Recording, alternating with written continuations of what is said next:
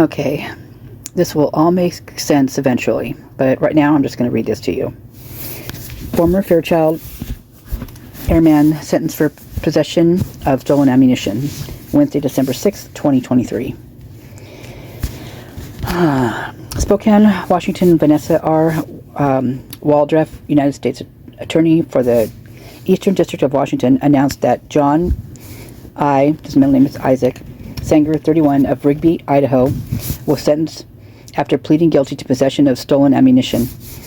United States District Judge Thomas O. Rice imposed a sentence of 24 months in prison to be followed by 3 years of supervised release.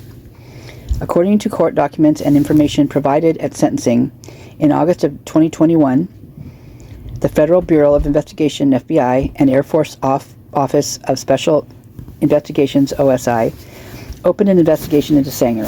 Based on information, Sanger was associated with 2 social media accounts. Awakened Kitty. She's tied up in the curtains. Awakened Cascadian and Problematic Patriot.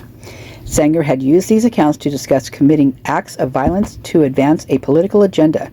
In December of 2020, Sanger used the Problematic Patriot account to call for the violent seizures of U.S. Capitol buildings, stating, "They've defrauded our election system and they are getting away with it. This means the system has run its course. People have to die." Now, mind you, I want you to look at this.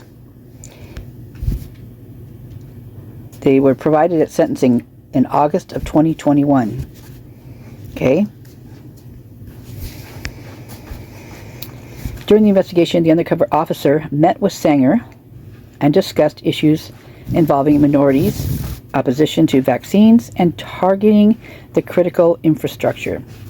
Specifically, the undercover officer and Sanger discussed targeting the Spokane County Public Health Building and COVID-19 testing sites using the Molotov cocktail. In March of 2022, Sanger told the undercover officer that multiple Air Force members stationed at Fairchild Air Force Base in Spokane were stealing ammunition from the Air Force and shooting the ammunition, which was paid for by taxpayers for personal use. Sanger told the undercover officer that he was receiving stolen ammunition from an Air Force member, Staff Sergeant Nathan Richards of Fairchild 92nd Security Forces Scoundrel Freudian slip Squadron Combat Arms Training Management CATM section. Members of the section are trained in firearms and had access to ammunition. On March 12th of 2022, Sanger, the undercover officer, on March 12th, 2022, Sanger, the undercover officer, Richards, and Staff Sergeant Eric Eagleton, who also was a member of CATM, met to go target shooting at Fish Trap Lake. While at the range, Richards retrieved a plastic bag with hundreds of rounds of loose green tip 5.5 M855 rounds and gave it to Sanger. Richards said that members of CATM would falsify records so that it appeared the stolen ammunition had been expended in the course of Air Force duties. After Sanger and others finished shooting, Sanger gave the undercover officer some of the stolen ammo Sanger received from Richards. In April of 2022, agents observed Sanger and Eagleton met in the parking lot of the Northern Quest Resort and Casino. The agents observed Eagleton gave Sanger a military-style ammunition can containing stolen ammunition. Following that meeting, Sanger sent the undercover officer text messages with photographs showing the stolen ammunition he had been given by Eagleton. A few days later after the meeting, the UC and Sanger went to the fish trap shooting range and shot about 250 rounds of stolen ammunition. Later that month, the undercover officer and Sanger met at the undercover officer's RV. During the meeting, the undercover officer handed Sanger an unregistered gun suppressor Sanger had previously paid the undercover officer to buy for him. When Sanger exited the RV, he was arrested by the FBI and OSI special agents. Sanger was still in possession of the suppressor. At the time Sanger was placed under arrest, the FBI and OSI special agents executed a series of search warrants at Sanger's house. Agents located several firearms, firearm parts, empty firearm magazines, and ammunition. They also found numerous patches, stickers, and paraphernalia associated with white supremacy and the neo-nation movement.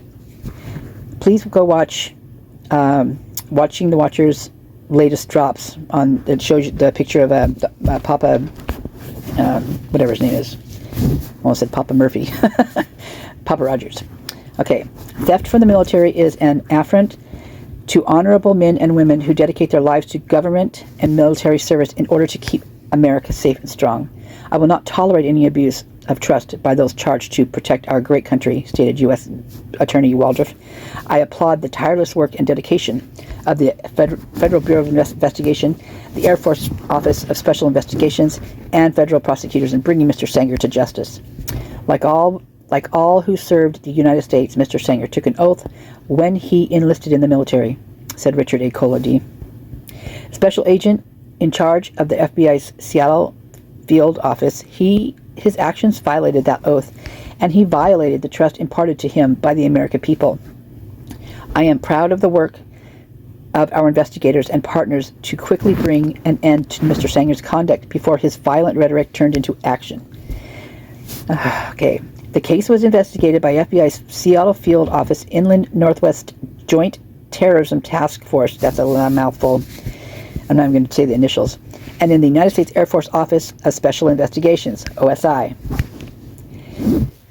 This case was prosecuted by Patrick J. Cashman, Assistant United States Attorney for the Eastern District of Washington.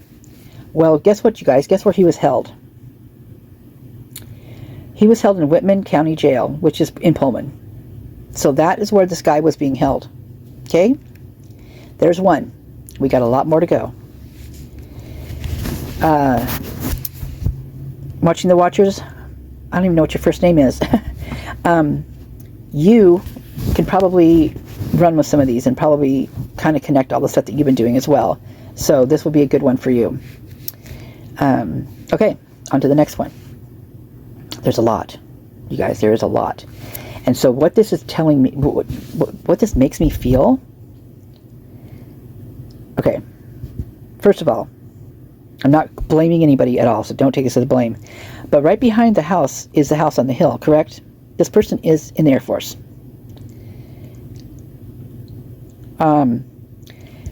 Could it be